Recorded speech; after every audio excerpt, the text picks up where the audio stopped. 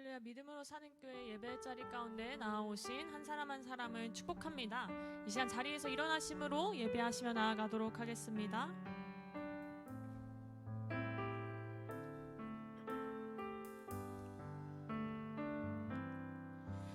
우리에겐 소원이 하나 있네.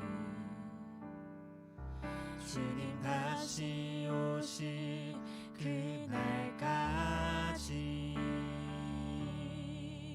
우리 가슴에 새긴 주의 십자가 사랑, 나의 교회를 사랑케 하네. 주의 교회를 향한 우리 마음, 희생과 포기와 가난과 고난, 하물며 죽음조차 우릴 막을 수 없네. 우리 교회는 이 땅의 희망. 교회를 교회 되게, 예배 되게 우리 사용하소서. 진정한 부흥의 날 오늘 임하도록 우리 사용하소서. 교회를 교회 되게, 예배 되게 우리 사용하소서.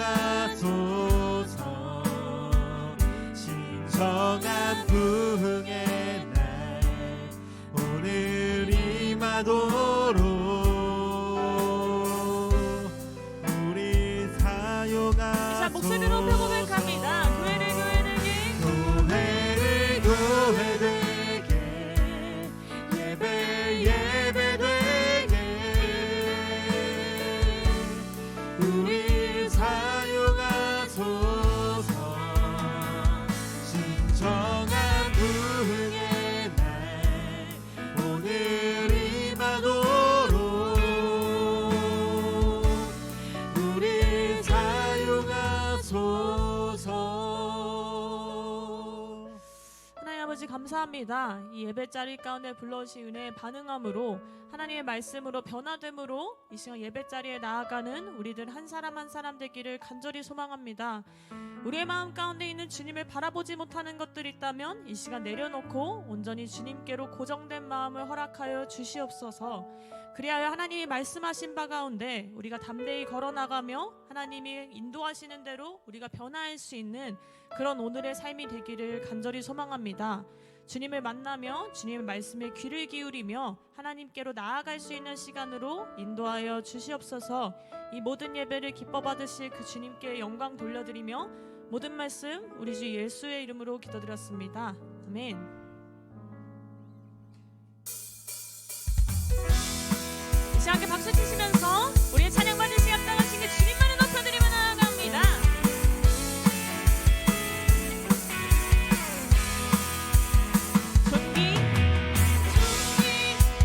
존귀하신 주, 감사 찬양과 경배 다 받으신 주님. 존귀하신 주,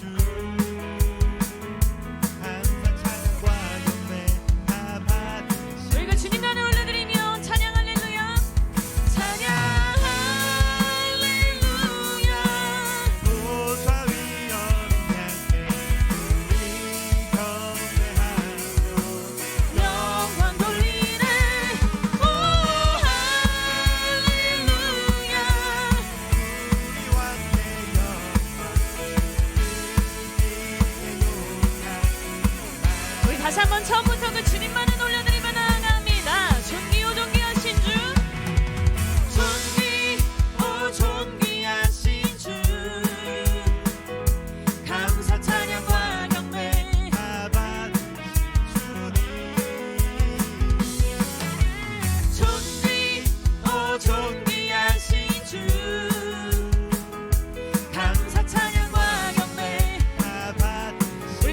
그 주님만을 높여드리며 존귀요 존귀하신 주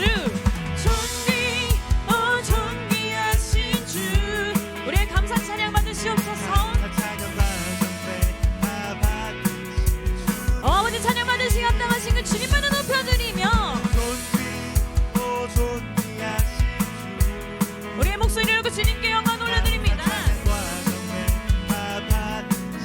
예 주님 할렐루야 찬양 할렐루야 보좌 위 어린 양들 우리 경배하며 영광 돌리네 오 할렐루야 우리 왕의 영광 우리의 찬양 받으시기 합당하신 그 주님만을 높여드리며 고백합니다. 찬양 할렐루야 찬양 할렐루야 보좌 위 어린 양께 경배하며 영광 돌리네 오 할렐루야 우리 왕의 영광 주님 승리의 용사 우리 이 땅 가운데 마지막으로 선포하시며 고백합니다. 찬양 할렐루야 찬양 할렐루야 보좌 위 어린 양께 우리 경배하며 영광 돌리네 오 할렐루야 우리 왕의 영광 내 용사 우리 이 시간 박수 치시 부르고 주님만을 올려드리며 나아갑니다. 아버지 찬양 받으시기 합당하신 그 주님만을 올려드리며 나아갑니다.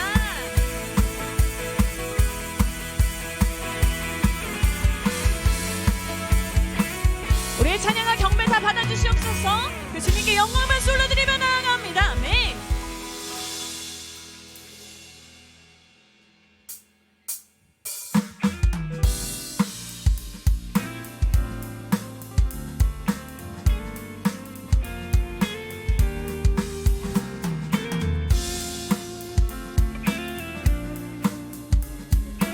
우리 계속해서 믿음으로 고백하며 나아갑니다. 슬픈 마음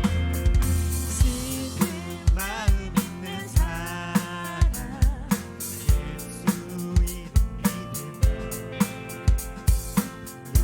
영원토록 변함없는 기쁨 우리 다시 한번 믿음으로 고백하시면서 슬픈 마음 마음 있는 사람 예수 이름 믿으며 영원토록 변함없는 깊은 마음 어디니 예수의 이름을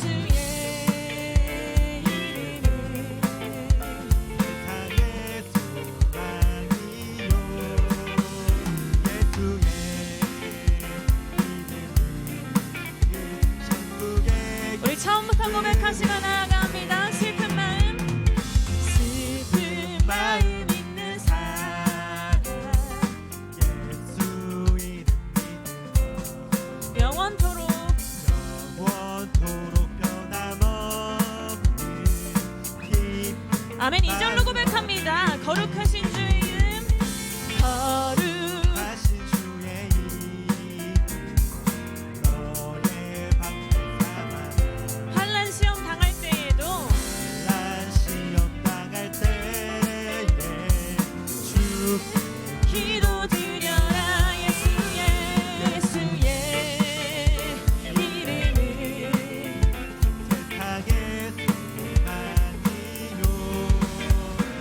예수의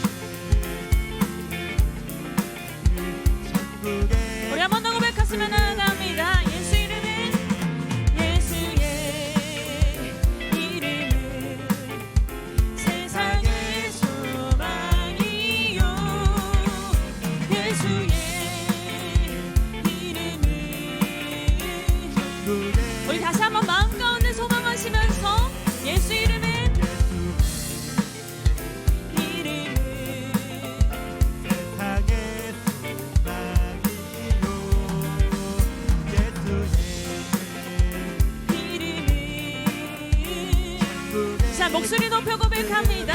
우리 3절 고백하시면서 존귀하신 주의 이름. 우리 깊은 배도다. 아멘. 주의 품에 주의 품에 안길 때에 우리 4절 고백하시면서 우리가 갈 길 나간 후에 우리 갈 길 나간 후에 보좌 앞에 나가 주의 왕께 경배하며 멸류관을 드리리 예수의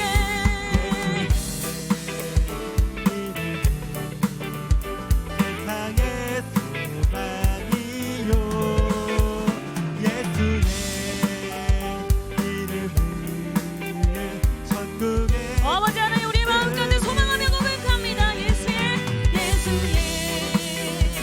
이름은 세상의 소망이요. 하나님 우리의 삶의 소망이신 그 주님께서 이 땅의 소망이심을 고백하며 나아갑니다. 예수의 이름은 세상의 소망이요 예수의 이름이 우리 땅 가운데 선포하시며 고백합니다. 하나님 우리의 소망이신 그 주님만을 예배하며 예수의 이름은 세상에 소망이요 예수의 이름이 아멘. 자, 박수 치심으로 주님만을 예배하며 나아갑니다. 할렐루야. 아버지 하나님 우리의 삶의 소망이신 그 주님께서 이 땅의 소망이시고 이 땅의 유일한 구원자 되심을 고백하며 나아갑니다. 우리의 마음 가운데 담대한 믿음 허락하여 주옵소서. 우리의 마음 가운데 함께 하시옵소서.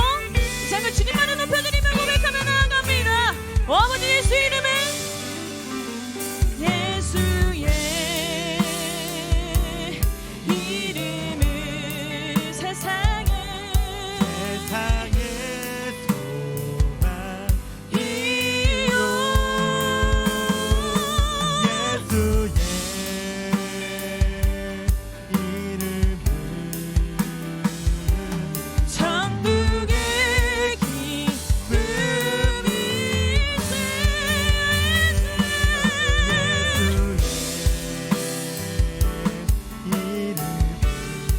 이 세상의 소망이요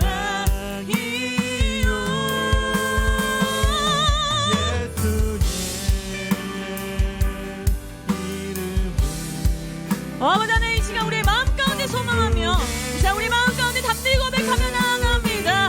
우리의 소망이신 그 주님만을 높여드리며 예수의 이름은 내 소망이요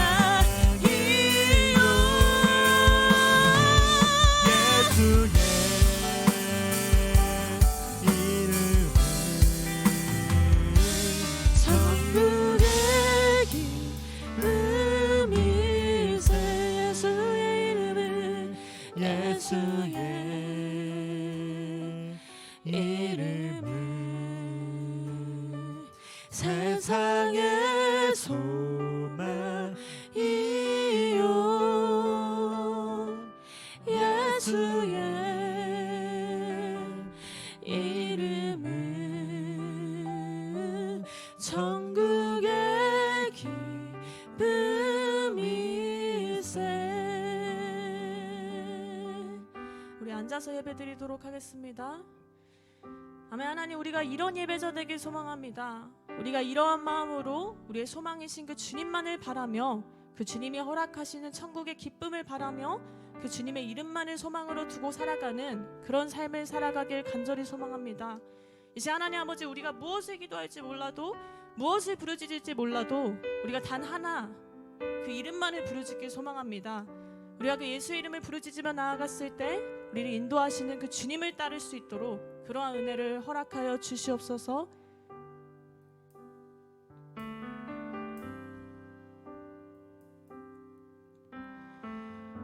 이 시간 그 주님의 이름만을 기억하며 우리가 그렇게 기도하며 우리 함께 고백합니다. 예수 우리 왕이여 이곳에 오소서 보좌로 주여 임하사 찬양을 받아 주소서. 우리 다시 처음부터 예수 우리 왕이여 예수 우리 왕이여 이곳에 오소서 보좌로 주여 임하사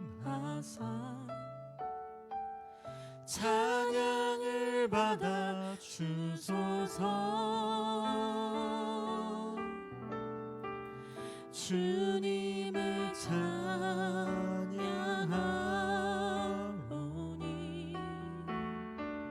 주님을 경배하오니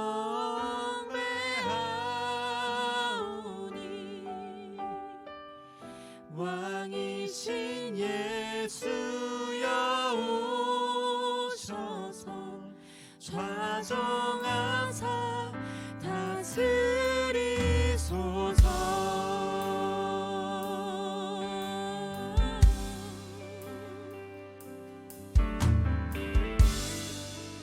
아버지 하나님, 이 시간 그 주님 이름만을 부르짖으며 나아가길 소망합니다.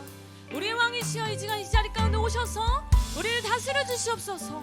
우리에게 필요를 채워 주시옵소서. 우리에게 주님을 아는 은혜를 허락하여 주시옵소서. 온전히 그 주님의 이름만을 구하며 고백하며 나아갑니다. 아멘.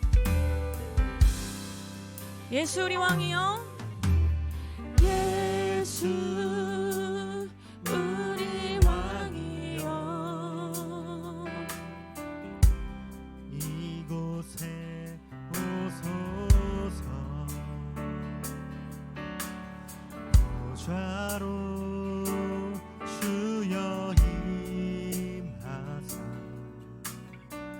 찬양을 받아 주소서. 우리 다시 한번 고백하시며 나아갑니다. 예수 우리 왕이여 예수 우리 왕이여 이곳에 오소서 보좌로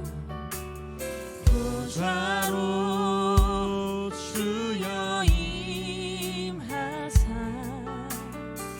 찬양을 받아 주소서. 주님을 찬양하오니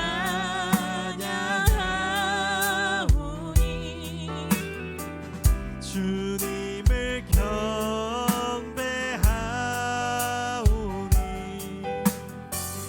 왕이신 예수여 오셔서 좌정하사 아버지 하나님 그 주님을 찬양하며 주님만을 경배하며 나아갑니다.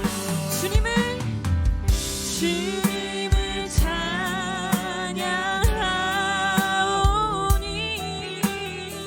주님을 경배하오니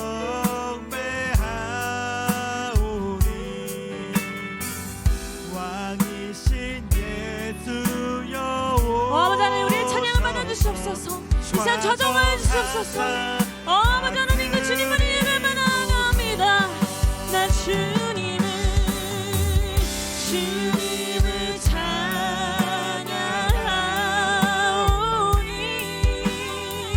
주님을 경배하오니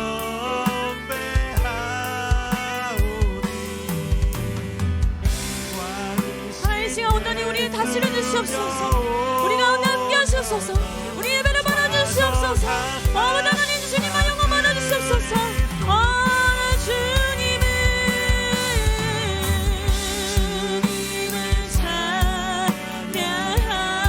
찬양하오니 주님을 경배하오니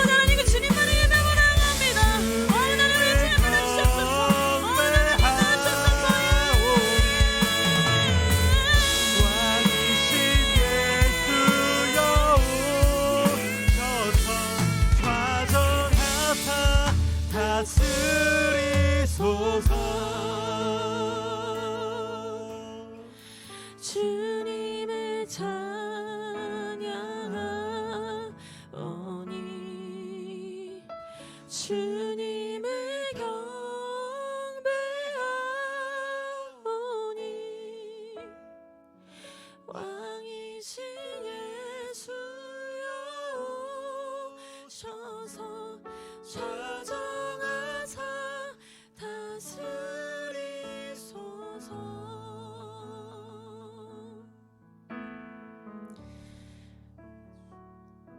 이 시간 우리가 간절히 소망하는 것 하나는 우리가 기도했고 우리가 찬양했던 그 모든 고백처럼 그 주님께서 우리의 왕이 되기를 간절히 소망합니다.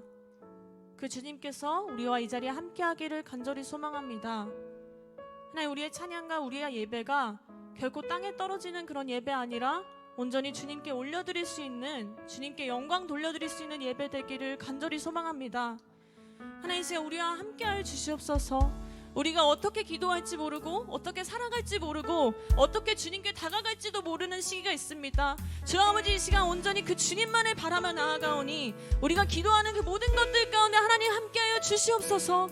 우리의 모든 소망 가운데 하나님 함께하여 주시옵소서. 그 소망이 주님의 뜻대로 할 수 있도록 온전히 우리의 모든 것을 주님께 의탁드릴 수 있는 믿음을 허락하여 주시옵소서. 주님이 가르치시는 바를 따르기를 소망합니다. 우리의 왕이신 그 주님을 따르기를 간절히 소망합니다. 주 아버지, 하나님 우리와 가운데 함께하여 주시옵소서. 우리의 기도의 자리 가운데 함께하여 주시옵소서. 우리의 예배 자리 가운데 함께하여 주시옵소서. 이 예배의 찬양 가운데 우리 입술 가운데 우리 마음 가운데 함께하여 주시옵소서. 이 시간에 기도하시며 나아갑니다. 아버지 하나님, 온전히 그 주님만이 우리 왕으로 모시며 나아가기 소망합니다. 주 아버지 하나님, 우리의 삶 가운데 함께하시옵소서. 우리에게 하나님이 알려주시고자 하는 말을 알 수 있는 그 믿음을 허락하시옵고 하나님 안에 담대히 선택하며 나아갈 수 있는 주님 되소서.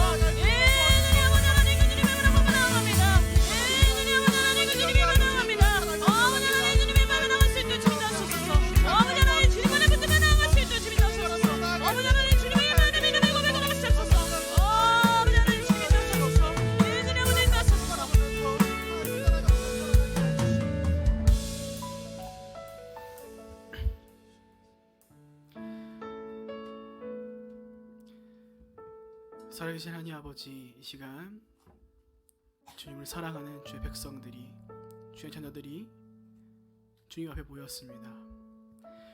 아버지, 원컨대 주의 은혜와 은총을 이 시간 우리 가운데 더하여 주시옵소서. 하늘의 빗줄기를 우리 가운데 더해 주시사 이 어두운 세대를 살아간 지치고 힘든 영혼 가운데 그 영혼을 살릴 단비를 우리 가운데 허락하여 주시옵소서. 살아계신 하나님 아버지, 우리는 주님이 다시 오실 그날까지 이 믿음 붙잡고 우리 가운데 허락하시고 우리 가운데 먼저 보여주신 그 좁은 길을 달려갈 것입니다. 그러나 주님, 우리의 길이 때때로 어지럽고 또 세상의 유혹과 어려움으로 좌절하고 넘어지는 순간들이 너무나도 많이 있습니다. 그렇게 주님, 우리 한 가지 기도하는 것은 주님, 우리가 결코 믿음을 포기하지 않도록 인도해 주시옵소서. 어떠한 상황이 다가올지라도 우리가 하나님의 말씀을 붙잡고 달려갈 수 있는 진정 하나님 보시 기뻐하시는 자들의 삶을 우리가 살아낼 수 있도록 인도하여 주시옵소서. 그것을 위해 주님, 오늘 이 시간 주의 말씀을 깨닫는 지혜가 더해지길 소원합니다. 결국 우리가 우리 삶 가운데 담아내야 할 것은 주의 말씀이며 주의 사랑과 성령의 임하심이 우리 가운데 담아져야 할 것으로 믿습니다. 아버지, 우리의 삶을 한 사람 한 사람의 삶을 인도하여 주시어서 결코 우리가 넓고 편한 길로 걷도록 하여 주지 말아주시고 우리가 끝까지 그 믿음의 싸움을 완주해 갈 수 있도록 인도하여 주시옵소서. 특별히 주님, 이 시간 우리 가운데 말씀을 전하시는 다임 목사님을 기도합니다. 그 영역간의 강건함을 더해 주시옵고 그 무엇보다 그 입술 가운데 지혜의 영을 더해 주시사 전해진 그 모든 말씀들이 우리의 심령 가운데 담겨질 수 있도록 인도하여 주시옵고 특별히 함께하는 우리 사모님과 그의 가정의 자녀들 역시 주의 은혜와 은총을 더해 주시사 함께 손잡고 주의 나라를 이끌어가는 귀한 이들 가운데 동행할 수 있도록 인도하여 주시옵소서. 또한 하나님, 이 시간 각자의 시간들을 뚫고 하나님 앞에 모인 모든 주의 백성들과 주의 자녀들을 위해 기도합니다. 수많은 것들이 우리 환경 가운데 놓여 있고 우리를 주님 앞에 나아가지 못하도록 방해함에도 불구하고 각자의 믿음을 가지고 나온 주의 백성들입니다. 은혜와 은총을 더하여 주시옵고 그들의 필요를 아시고 그들을 위로하여 주시고 격려하여 주시어서 돌아오는 한 주의 삶이 또 주님과 함께 동행함으로 우리가 믿음으로 걸어갈 수 있는 우리의 삶이 될 수 있도록 인도하여 주시옵소서. 이 시간 말씀을 듣습니다. 듣는 자들로 하여금 온전하게 하나님의 뜻과 마음을 알아 그 말씀에 힘입어 살아갈 수 있도록 인도하여 주시옵소서. 그렇게 우리가 동행하실 것을 믿고 감사하며 살아계신 예수님의 이름으로 기도합니다. 아멘. 할렐루야. 믿음으로 사는 교회에 오신 여러분들을 주님으로 축복합니다. 이 시간 좌우 앞뒤 바라보시며 함께 축복합니다. 평화 하나님의 하나님의 평강이 당신의 삶에 넘쳐나기를. 하나님의 평강이 당신의 삶에 가득하기를 축복합니다. 아멘. 축복합니다.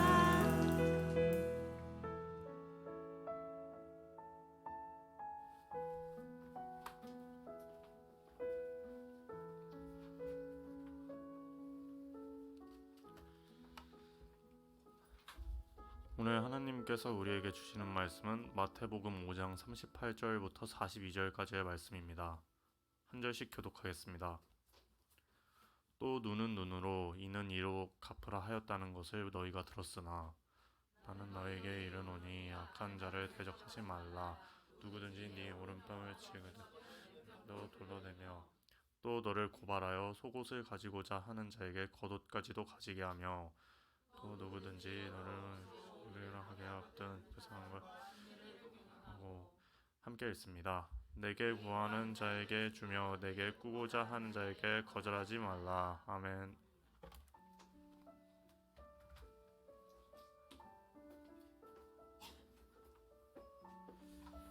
할렐루야. 주님의 이름으로 주일 예배 오신 여러분을 환영하고 축복합니다. 우리 좌우에 있는 분에게 우리 밝은 마음으로 올해 우리 교회 표어인 먼저 그의 나라와 의를 구하십시오라고 하며 인사하겠습니다. 먼저 그의 나라와 의를 구하십시오. 네. 오늘 교회 소식은 예배 후에 광고로 제가 하도록 하겠습니다. 여러분의 삶 가운데 특별히 교회에서 이제 기도 제목을 이렇게 드리게 되는데 오늘 삽지에 들어가 있나요? 그 기도 제목을 놓고 여러분들이 이제 정해진 시간, 예를 들면 하루의 점심 시간에 내가 5분 동안 기도하겠다. 저녁에 모든 일을 마친 후에 10시나 11시나 여러분이 가장 편안한 시간에 꼭 우리가 한번 기도했으면 합니다.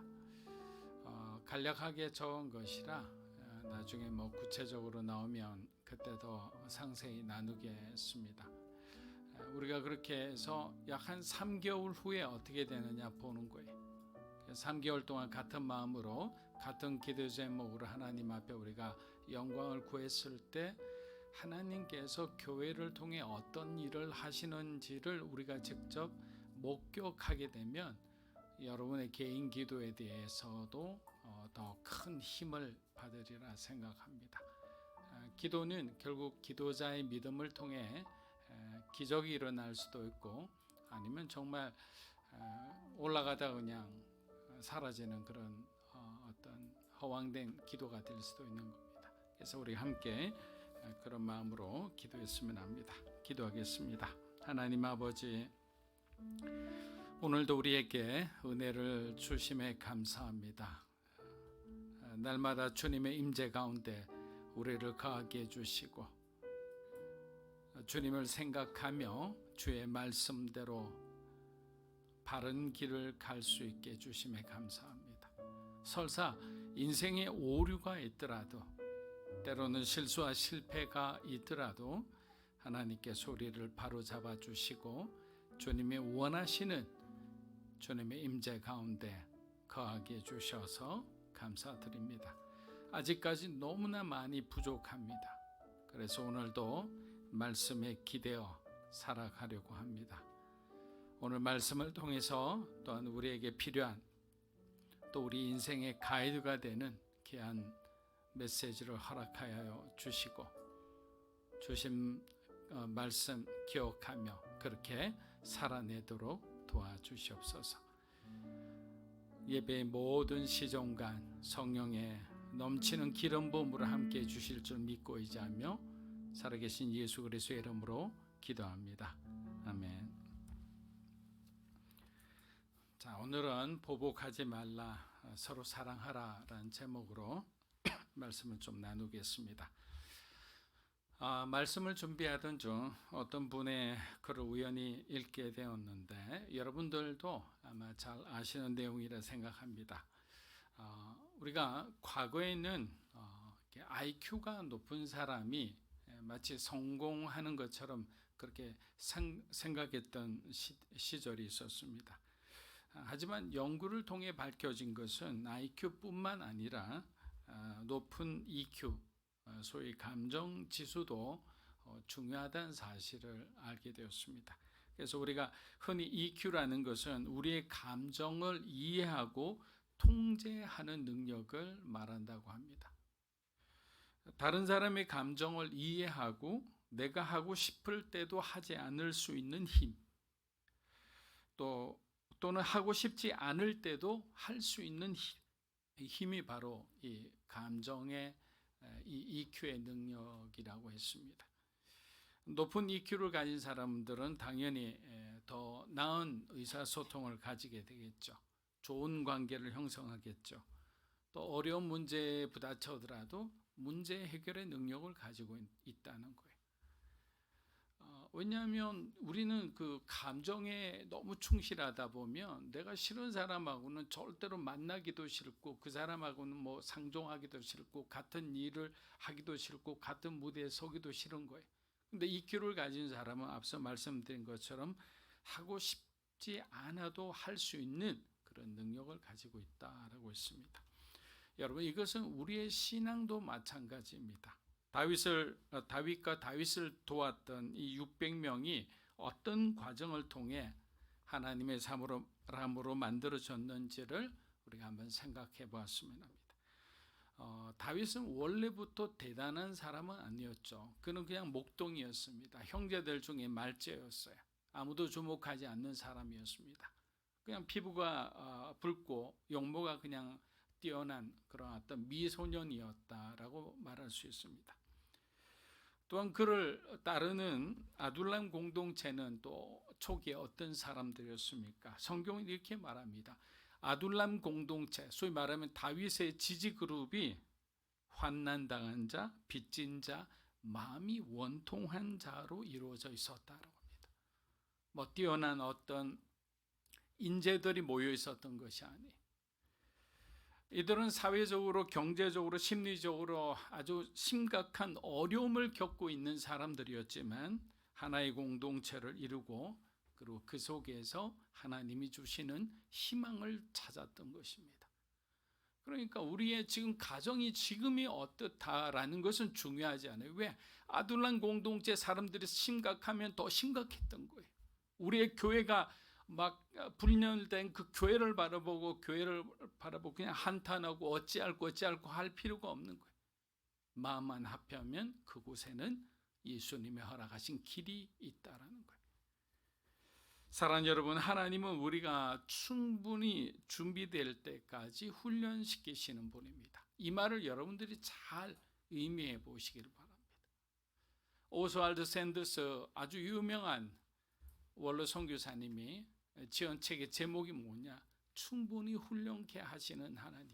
그가 선교사로서 수십 년 동안 생활하면서 많은 사역자들을 보고 현장에서 경험하고 그 모든 것의 결론이 뭐냐? 하나님은 우리를 충분히 훈련케 하신다라는 거예요. 때로는 사람을 통해, 때로는 환경을 통해, 때로는 우리의 막 처절한 실패와 좌절을 통해서도 하나님은 우리를 하나님의 사람으로 만들어 가신다라는 거예요. 우리는 실패할 수 있어요. 우리는 실수할 수 있어요. 그러나 하나님은 그 실수와 실패를 통해 우리를 향한 그 하나님의 계획을 완성하신다라는 거예요. 왜? 하나님은 실수하지 않으시니까. 그렇게 우리 어떤 실수와 실패에 대해서 너무 민감하게 우리가 일희일비할 필요가 없다라는 것입니다. 미움과 원망만으로 가득했다면 아둘람 공동체는 결코 다윗을 왕위에 올리지 못했을 겁니다. 나에게 준 상처를 준 사람에 대한 복수심으로 살았다면 서로가 불행한 결과를 맞이했을 거예요. 그러나 다윗은 그들에게 하나님이 주신 희망을 이야기한 거예요. 개인의 크고 작은 원한과는 비교할 수 없는 놀라운 하나님의 사랑과 은혜를 전했던 겁니다. 이게 바로 우리 그리스도인들이 전해야 할 바로 그 메시지인 겁니다. 예수께서 이 땅에 오셔서 주신 첫 메시지는 회개하라 천국이 가까이 왔느니라예요. 자, 우리 모두는 심판받을 죄를 저질렀지만 예수님은 우리에게 회개할 수 있는 기회를 주신 거예요. 천국에 갈 수 있는 기회를 주신 거예요. 이것은 무슨 메시지입니까? 사랑과 용서의 메시지인 거예요. 내가 너희를 사랑하고 내가 너희 죄를 용서할 테니까 제발 회개해라. 그래야만 너에게도 영원한 생명을 너에게도 주어지리라라는 거예요. 여러분 이것이 복음 아니겠습니까? 하나님께서 우리를 이렇게 용서하셨는데 우리가 다른 사람을 용서하지 못할 이유도 없다라는 거예요. 여기서는 굉장히 엄격하게 적용됩니다. 하나님이 나를 용서했는데 왜 나는 다른 사람을 용서하지 못할까? 그래서 내가 용서하지 못하는 사람에 대해서는 우리가 요한 1서를 보아도 알지만 하나님은 그것은 하나님의 사람이 아니라고 하는 거예요. 형제를 사랑하는 자가 나를 사랑하는 자라고 그랬어요. 그래서 그 부분은 하나님이 굉장히 엄하게 보시는 겁니다. 마태복음 18장 21에서 22절을 보아도 우리가 잘 아는 구절이죠. 예수님은 베드로에게 7번이 아니라 70번에 7번이라도 네가 용서해야 된다라고 말씀하셨어요. 우리가 어떤 원한을 가지고 그냥 상처와 아픔을 가지고 막 정말 무참히 깨어진 인생을 살아가는 것이 아니라 주님의 사랑을 받아서 그 사랑으로 용서해야 된다는 거예요. 한계가 없는 용서입니다. 그래서 용서는 우리의 선택이며 하나님께서 우리에게 보여주신 사랑을 세상에게 나타내는 방법이에요. 왜? 세상 사람들은 용서를 하지 않아요. 그냥 그것으로 끊어냅니다. 단절시켜요. 다시는 그 사람하고 상종하지 않을 거예요. 그러나 그리스도인이 다른 것은 뭡니까? 용서하는 거예요. 손양원 목사님이 자기 아들을 죽인 사람을 입양해서 자기 아들로 삼았잖아요. 그 자체가 얼마나 많은 사람들에게 그리스도인의 놀라운 사랑과 그 사랑을 정말 간접적으로나마 체험하게 된 놀라운 역사잖아요. 다윗이 엔게디 동굴에 숨어 있을 때 사울이 들어왔습니다. 다윗은 죽일 기회를 가졌지만 하나님의 뜻을 구하며 살려보냈습니다. 이러한 다윗의 결정을 하나님 외에는 그 누구도 그 600명의 자기를 철저하게 지지했던 그 사람들 기뻐하지 않았어요. 여러분, 그러나 다윗은 사람을 보는 사람이 아니라 하나님을 경외하는 사람이었어요. 그렇게 그는 복수를 하나님께 맡기고 용서와 자비를 실천할 수 있었던 것입니다. 우리는 복음서를 읽으면서 원수를 사랑하라는 말씀을 들었지 원수에게 반드시 복수하라는 말씀을 우리는 들은 적이 또 배운 적이 없습니다. 악을 악으로 갚는다고 해서 우리에게 유익한 것이 무엇이 있겠습니까? 오히려 하나님의 사랑으로 그들을 대할 때 그곳에 화평이 일어나고 또 그 자리에 새로운 구원의 역사가 일어나는 거예요. 그것이 바로 우리를 향한 하나님의 뜻이라. 마태복음 5장 38절로 한번 읽어보겠습니다.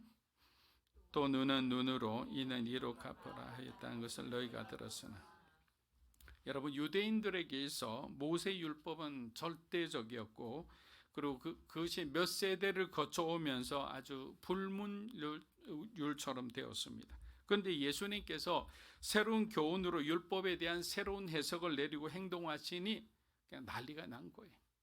이게 무슨 이 젊은 사람이 그냥 목수밖에 안 되는 사람이 이런 식으로 예수님을 비하하면서 예수님이 전하시는 그런 새로운 계명과 새로운 메시지를 거부하고 받아들이지 않았던 겁니다. 그 사람들이 누굽니까? 구약 성경과 그 율법에 대해서 정통하다는 사람이, 하나님에 대해서 누구보다 잘 알고 하나님을 가르치는 사람들이 하나님의 아들을 거부하고 하나님의 아들을 죽이는 데 앞장섰던 겁니다. 여러분, 복수의 감정은 죄인인 인간의 본성 중 하나예요. 그래서 누군가가 우리에게 피해를 주면, 상처를 주면 그것이 정당하든 그렇지 않든 우리는 그냥 보복하고 싶은, 안갚음하고 싶은 그런 충동을 가지고 있어요. 특히 악의로 우리를 괴롭히고 우리를 계속 억울하게 막 모함을 하고 이렇게 한다면 우리 마음속에 뼛속 깊이 상처를 입게 되죠. 그중 상처가 심한 사람들은 소위 화병에 그냥 걸려서 시름시름 앓다가 그렇게 죽기도 합니다. 그럼 어떻게 될까요? 그냥 없던 일이 될까요? 아닙니다. 그 미움과 복수심이 결국에는 그 자녀들에게 그대로 전가된다는 사실을 알고 있어야 돼요. 그 부모가 그냥 미움으로 가득한 삶을 살면 그 미움이 그 자녀들에게 그대로 전가되는 거예요. 분명히 말씀드리지만 어떤 종류의 복수도 성경의 가르침에는 없다는 거예요. 여러분, 그런데 과거 구약의 법은 보복을 정당시했습니다. 피해를 받았을 때는 그에 상응하는 벌이나 보상이 지불되어야 했는데 이를 동해보복법이라는 겁니다. 같은 해를 입었을 때 그게 율법의 기준에 따라서 보상하거나 벌을 받는 게 바로 동해입니다.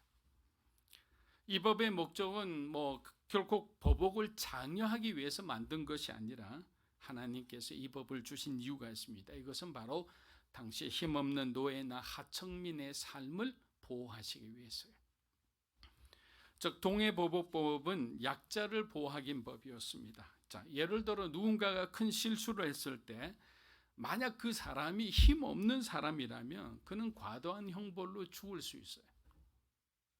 당시 그랬습니다. 그러나 이 법이 있었기 때문에 법에 정한 형벌만 받게 돼 있는 거예요.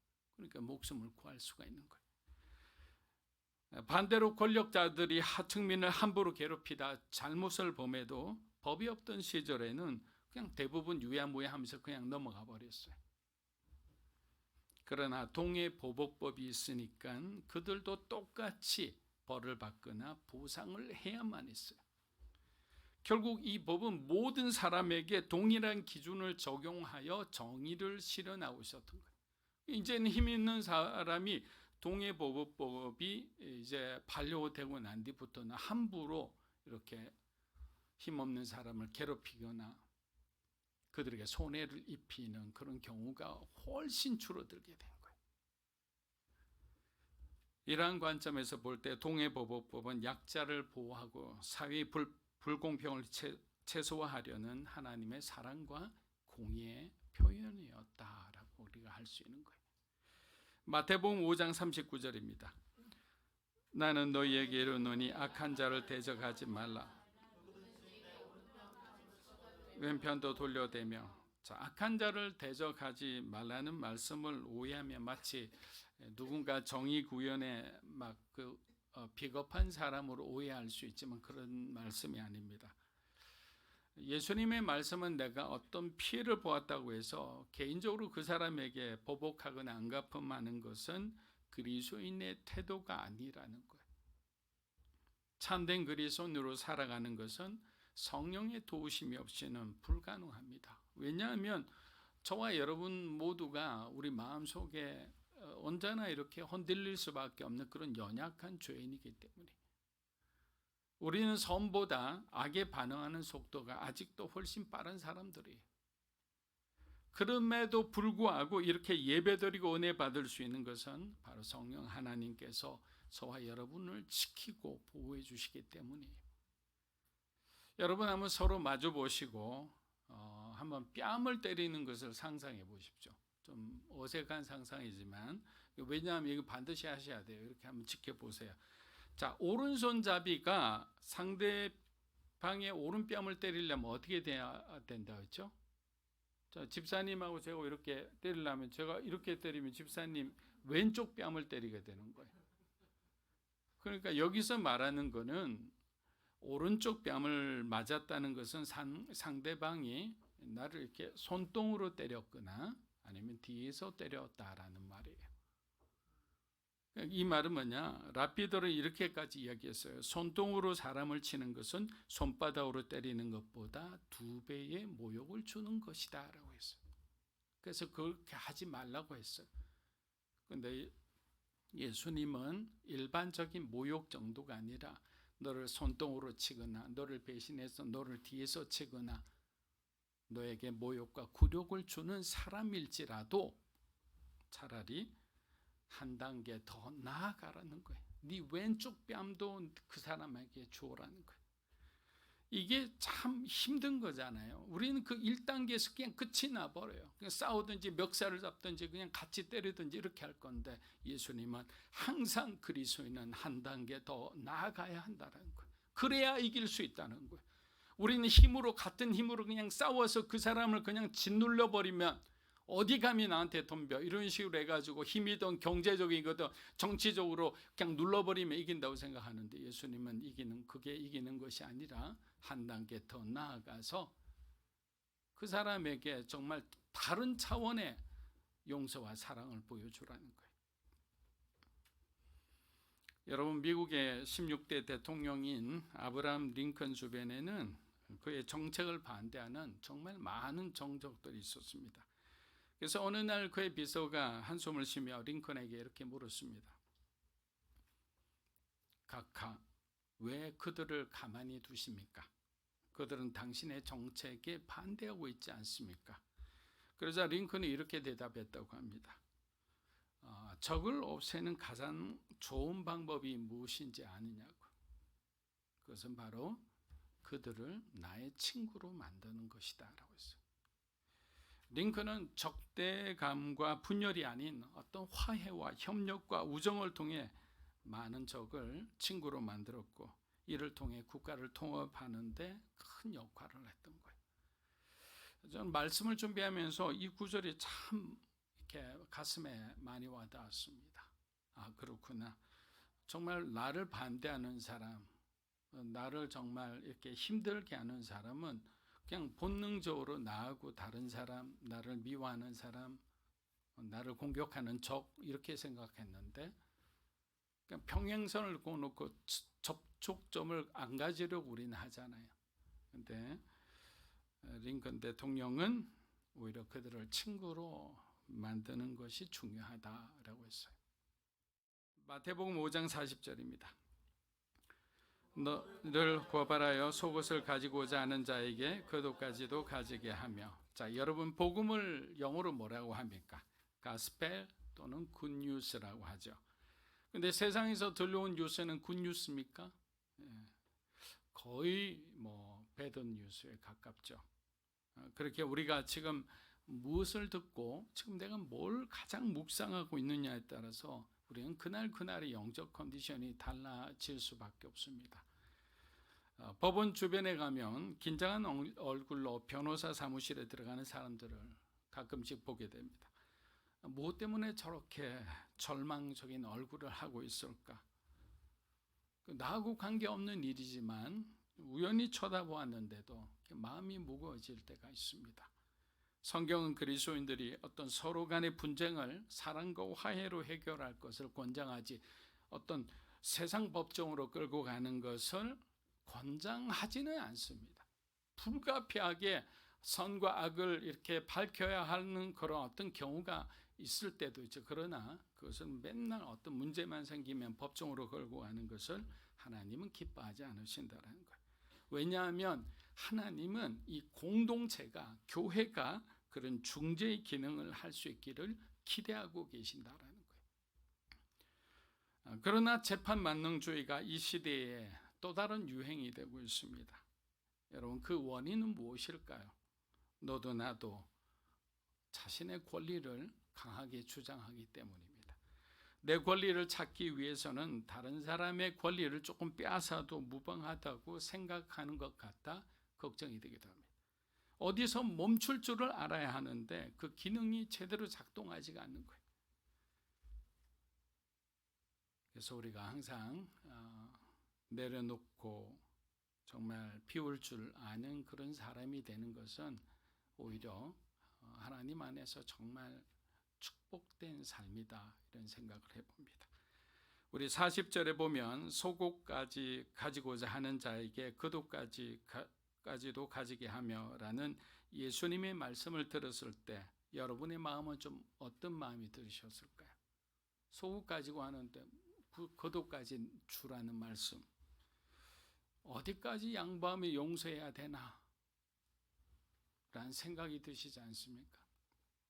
당시 여러분, 속옷은 어떤 무명이나, 이건 처음 듣는데, 아마라는 그런 어떤 재료로 만드는 것이었다 합니다. 그래서 가난한 사람들도 적어도 한 2벌 정도는 속옷을 가지고 있었다고 합니다. 근데 그옷은 어떤 역할을 했냐? 담요와 같은 외투의 역할이에요. 그래서 가난한 사람들은 밤이 되면 이불이 없으니까 따로 이불 대용으로 그냥 이것을 덮고 이렇게 잤던 거예요. 그래서 어리죠? 겟세마네 언덕에서 예수님께서 기도하러 가실 때 제자들이 잤을 때 뭘 덮고 잔 것이 아니라 자기 겉옷을 이렇게 해서 그렇게 잠을 청했던 겁니다. 그렇기 때문에 율법은 뭐라고 얘기하느냐? 속옷을 저당 잡을 수는 있어도 겉옷은 저당 잡아서는 안 된다고 했어요. 자, 출애굽기 22장 26절에서 27절입니다. 내가 만일 이웃의 옷을 전당 잡거든 해가 지기 전에 그에게 돌려보내라. 그것이 유일한 옷이라. 그것이 그의 알몸을 가릴 옷인즉 그가 무엇을 입고 자겠느냐? 그가 내게 부르짖으면 내가 드리리니 나는 자비로운 자야. 가장 소중한 것, 그 유일한 것, 그거를 빼앗아서는 안 된다는 거예요. 하나님은 항상 우리에게 삶의 이 넉넉함, 그 자비로움으로 항상 우리를 이렇게 보호하시는 거예요. 그런데 예수님은 그런 말씀과 달리 속옷을 가꾸자 하면 겉옷도 주라고 하십니다. 뭔가 이율배반적인, 좀 이해가 안 되는 부분이 있죠. 근데 내용을 들어보면 이런 뜻이죠. 속옷을 요구하는 자에게 겉옷까지 주라는 것은 어떤 물리적인 어떤 손해를 감수하라는 것이 아니라 그 이상의 관대함과 용서를 베풀라라는 의미예요. 지금까지 제가 이렇게 말씀드렸지만 이것은 뭐냐면 하나님의 그 성령 하나님의 도움과 감동이 없이는 정말 철저한 말씀 중심의 삶으로 훈련받지 않으면 불가능한 이야기만 제가 계속 반복하는 거예요. 그러나 하나님께서는 그 뜻을 기준으로 세우시고 우리가 그 뜻을 향해 그렇게 살아가기를 원하시는 거예요. 왜? 그것이 진정 빛이요 소금과 같은 삶이기 때문입니다. 우리가 그렇게 살았을 때 교회를 통해서 하나님은 세상을 변화시킬 수 있다고 생각하시기 때문이에요. 우리가 그렇게 순종했을 때 세상 사람들은, 내 주변의 사람들이 나의 선한 모습을 보고 결국에는 이 사람 뒤에 누군가가 있는데 그 사람이 누군지를 궁금해하고 그 사람이 예수 그리스도라는 걸 알게 되었을 때 그들이 하나님 앞에 영광 돌리게 된다는 거예요. 그래서 자꾸 그 나은 기준, 우리가 할 수 없다고 생각하는 여러분이 마음에 저항이 있다라는 것은 아직까지 우리가 내 안에 내 자아가 더 견고하게 자리 잡고 있다라는 거예요. 저도 이 준비하면서 마음이 이렇게 턱턱 막히는 거예요. 여기까지 계속 정말 요구하시네. 아마도 권리 주장에 익숙한 저와 여러분에게는 쉽게 순종하기 힘든 예수님의 가르침입니다. 예수님은 이러한 희생을 통해 우리가 복수가 아닌 사랑을 선택하고 세상의 불의를 예수님의 사랑과 자비로 이겨내시기를 원하시는 겁니다. 고린도전서 6장 7절입니다. 너희가 피차 고발함으로 너희 가운데 이미 뚜렷한 허물이 있나니 차라리 불의를 당하는 것이 낫지 아니하냐. 차라리 속는 것이 낫지 않냐. 차라리 손해 보는 것이 낫지 않냐. 싸우지 말라라는 거예요. 손해 보고 돌아설 때 하나님이 너희를 권념하실 거라는 거예요. 칭찬하실 거라는 거예요.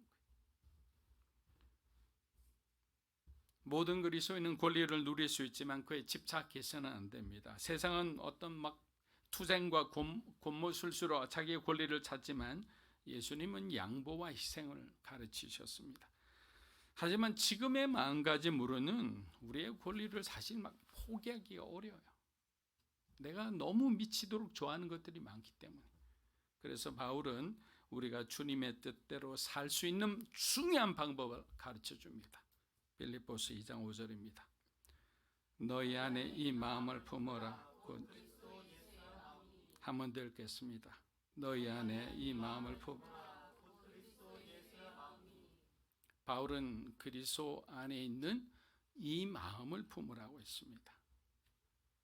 여기서 품으라는 원어의 뜻은 뭐냐? 얻으려고 애써라.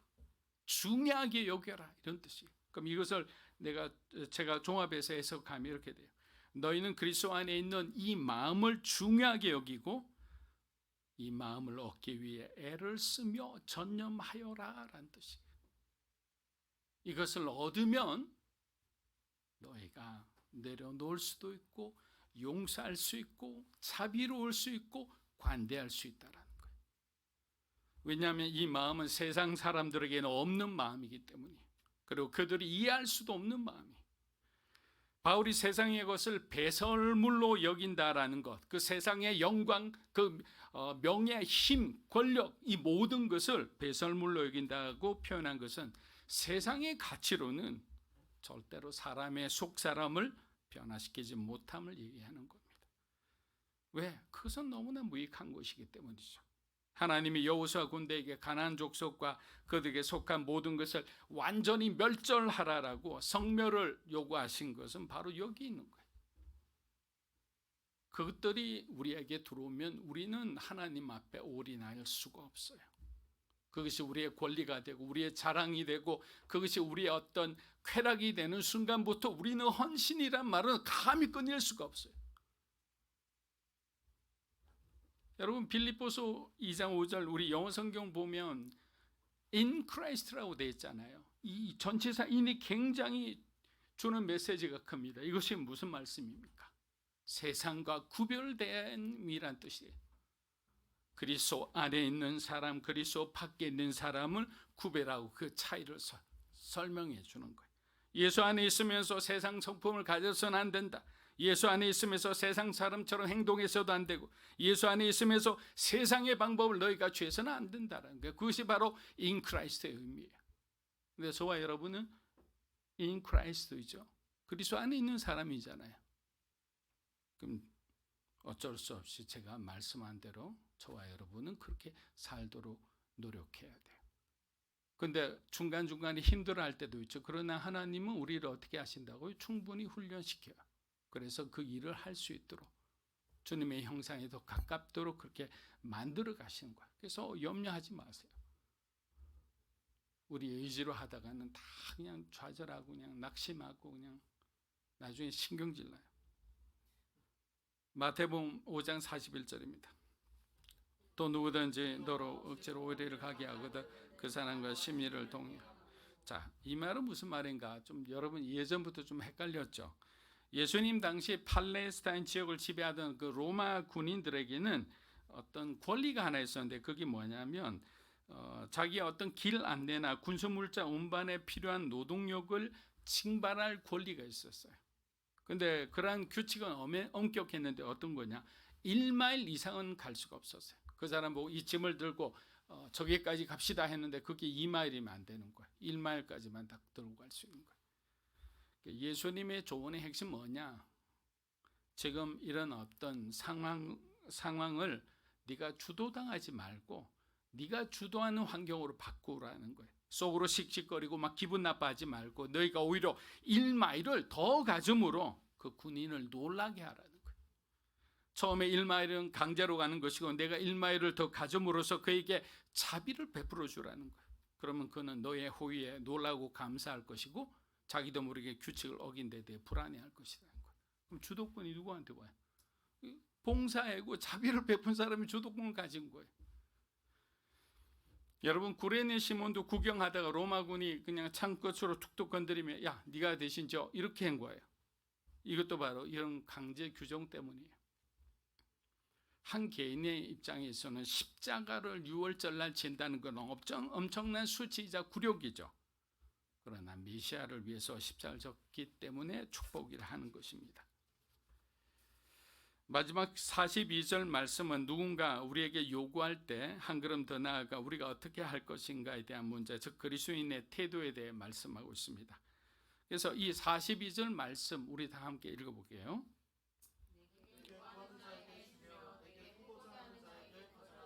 자, 이 말씀의 핵심은 뭐냐? 십자가만 남겨두고 다 나누어라는 거예요. 십자가만 간직하고 모두 나누어 주라는 거예요. 그것이 유일하게 너에게 가장 소중한 것이기 때문입니다. 십자가 외에 우리가 애착하는 것, 집착하는 것 이 세상에 아무것도 없다라는 거예요. 우리의 구원을 생각할 때 무엇이 아깝겠습니까? 선교사 훈련원에서 말씀을 마무리하겠습니다. 파송을 앞둔 선교사에게 원장 선교사님이 이렇게 부탁했다고 합니다. 선교지로 나가기 전 여러분이 헌신하는데 장애물이 되는 모든 것을 다 정리하십시오라고 했습니다. 정리하신 분들은 오래도록 현장에서 사역하시지만 그렇지 못한 분들은 항상 얼마 안에서 기욱하는 것을 보았습니다. 사랑하는 여러분, 이처럼 신앙은 세상과 전혀 다른 기준을 갖고 있는 거예요. 세상 기준대로 살아가면 쉽게 살 수 있지만 그리스도인의 삶은 그리 간단하지가 않아요. 주님이 제시하신 높은 차원의 삶을 살기 위해서는 많은 대가가 당연히 필요합니다. 그러나 분명한 것은 교회와 성도들이 그렇게 살아갈 때 우리를 바라보는 세상은 달라지리라 믿습니다. 그것이 우리를 향한 하나님의 높은 부르심이에요. 그래서 우리는 하나님의 높은 뜻이라고 그러는 거예요. 그 높은 뜻, 높은 부르심을 향해 우리가 함께 나아가는 믿음으로 사는 교회가 되기를 축복합니다. 기도하겠습니다.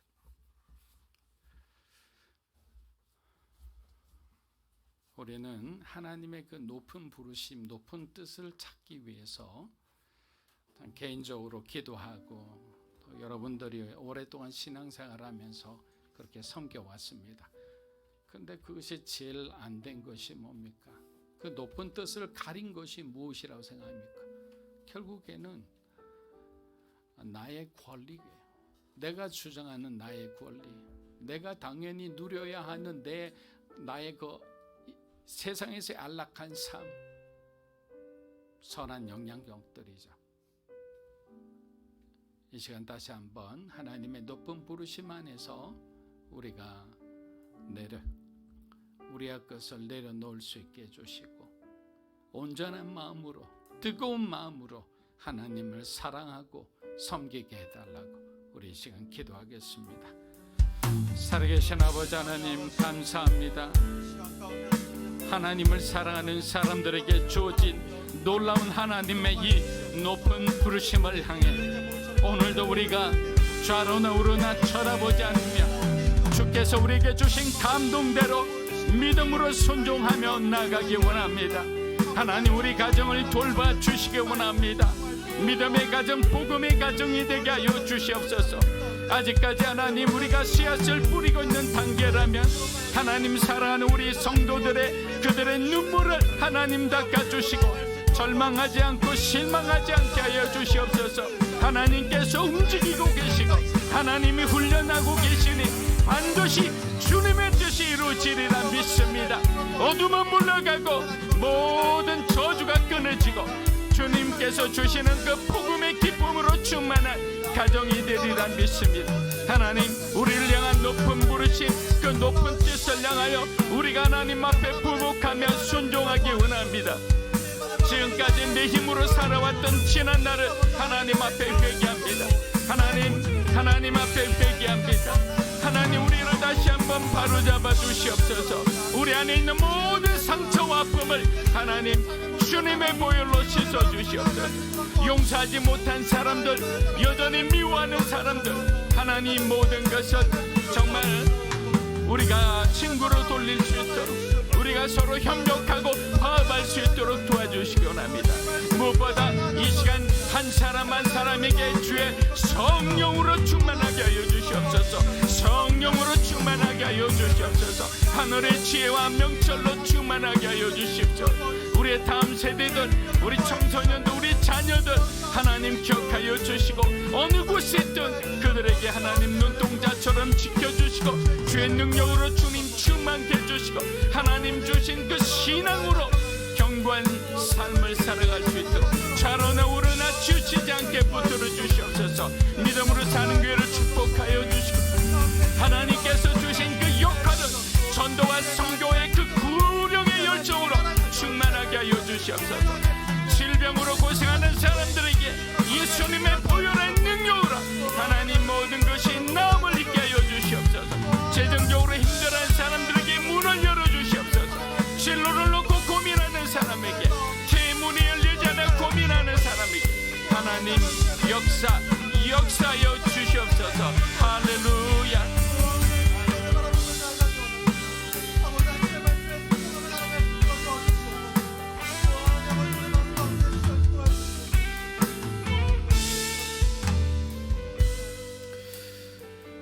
이 시간 다시 한번 말씀을 기억하며 기도하겠습니다. 기도할 때에 하나님 우리 가운데 그 사랑을, 그 용서를 베풀어갈 수 있는 넉넉한 마음을 더하여 달라고 기도하겠습니다. 그래서 우리가 악으로 갚으라는 세상의 소리 가운데 귀 기울이지 않고, 우리가 선으로 악을 이기라는 주님의 말씀을 이뤄갈 수 있는 시대 가운데 진정한 하나님의 예수 그리스도 사랑을 전해갈 수 있는 우리의 삶이 될 수 있도록 아버지 우리 마음 가운데 넉넉한 마음을, 굳건한 믿음을 더하여 주시옵소서라고 우리의 말씀을 기억하며 다시 한번 기도하며 나가겠습니다. 함께 기도합니다. 이 살아계신 하나님, 이 말씀을 기억하고 다시 한번 기도합니다. 주님, 우리 가운데 넉넉한 마음을 더해 주시사 우리가 악을 악으로 갚아가는 삶이 아닌 우리가 선으로 악을 이겨갈 수 있는 이 땅 가운데 주의 사랑과 넉넉한 자비를 더해갈 수 있는 우리 삶이 될 수 있도록 인도하여 주시옵소서. 아버지, 시대는 우리 가운데 유혹할 것입니다. 손해보지 말라고, 우리 가운데 몇 배는 더 갚으러 갈 것을 우리 가운데 유혹할 것입니다. 아버지, 우리가 결코 시대의 법칙 가운데 흔들리지 아니하고 우리가 주의 말씀을 따라 걸어갈 수 있는 우리 가운데 이미 완전한 사랑과 온전한 그 용서를 베풀어 주신 예수 그리스도의 마음을 본받아 우리가 이 세상 가운데도 그 사랑을 전해갈 수 있는 빛과 소금의 역할을 이어갈 수 있는 우리 삶이 되길 소원합니다. 아버지, 우리까지 달려오는 수많은 유혹 가운데 우리의 마음을 흔들리지 않을 수 있도록 인도하여 주셔서 우리가 하나님 결코 악으로 악을 갚는 것이 아닌 이 세상 가운데 하나님 그 사랑의 열매를 흘려보냄으로써 하나님 우리가 주의 사랑을 전하는 주의 용서와 그 자비를 친절을 베풀 수 있는 그 사랑의 열매를 흘려보내게 하여 그들로 하여금 그 사랑의 열매를 맛보게 할 수 있는 귀한 사랑의 전달자가, 축복의 통로가 될 수 있도록 인도하여 주셔서 아버지, 하나님 가난한 마음들 가운데 하나님 넉넉한 마음을 더해 주시옵고, 그 마음 가운데 하나님 시대 가운데 진정한 믿음을 흘려보내게 할 수 있는 믿음으로 살아가는 우리가 한 사람 되는 것을 인도하여 주시사 하나님 우리가 끝까지 인내함으로 넉넉한 자비와 친절을 긍휼을 베푸는 자들이 될 수 있도록 인도하여 주시옵소서. 아버지,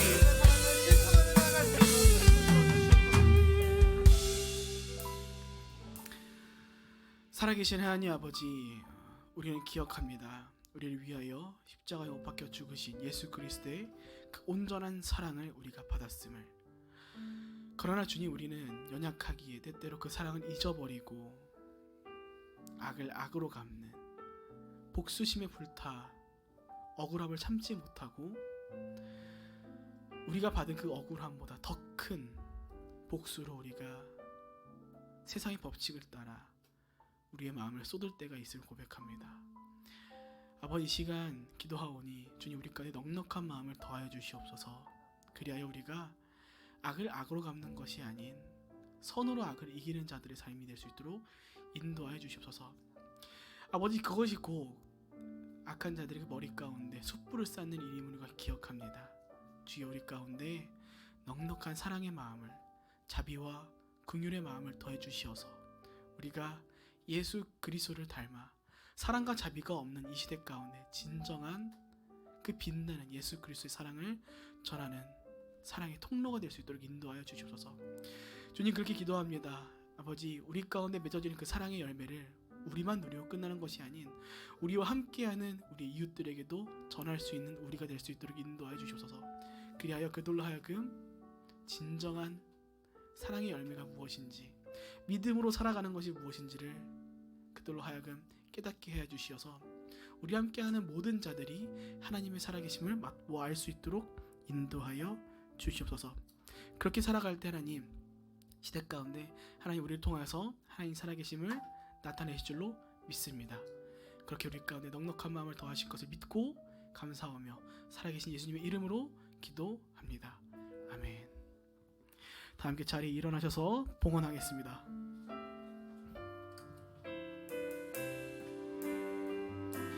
주님, 내가 여기 있사오니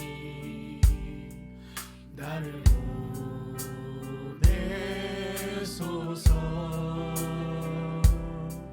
나의 맘 나의 몸 주께 드리오니 주 받으옵소서. 주님, 내가 여기 있사오니 나를 써주소서. 가진 것 모두 다 주께 드리오니 주 받으옵소서.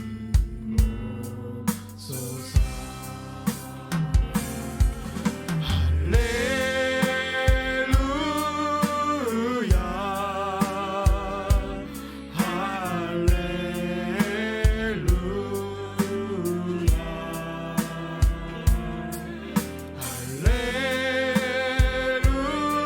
할렐루야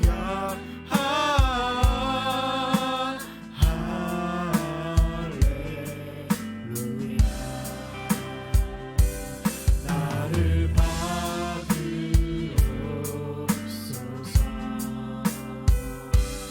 나를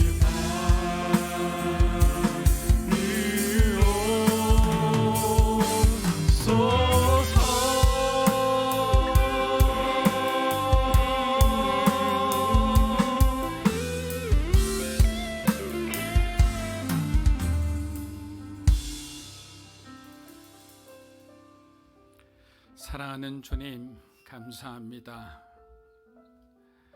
지난 한 주간도 우리 사랑하는 성도들의 삶의 터전을 지켜주시고 또 항상 하나님의 은혜 가운데 살게 해주심에 감사드립니다. 주님 사랑에 감사하여 구별하여 드리는 귀한 예물을 받아주시고 이 예물이 쓰이는 곳마다 예수 그리스도의 이름이 선명하게 새겨지게 하시고 하나님만 영광받아 주시옵소서.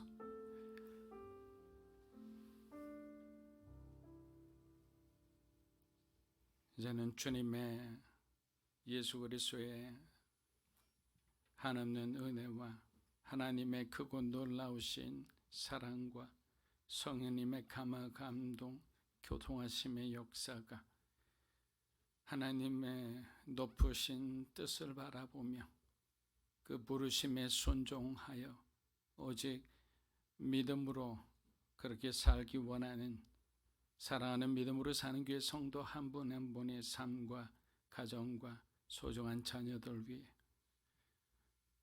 이 시간 이 자리에 계신 하나님의 거룩한 백성들을 위해 영상으로 예배드리는 주님의 귀한 동역자 위에 이 나라의 민족과 한국교회와 우리 선교사님들의 삶 위에 이제로부터 영원토록 함께 하시기를 간절히 축원하옵나이다. 아멘.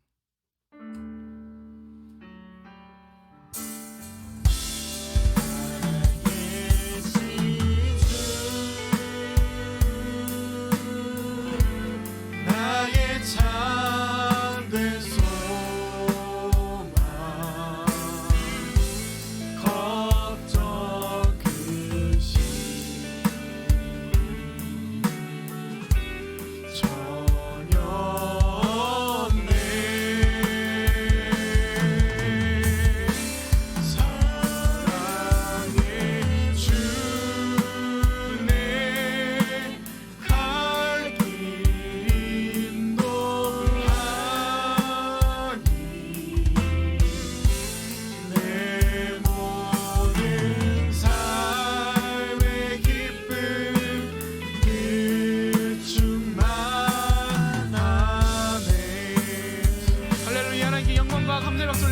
감사합니다.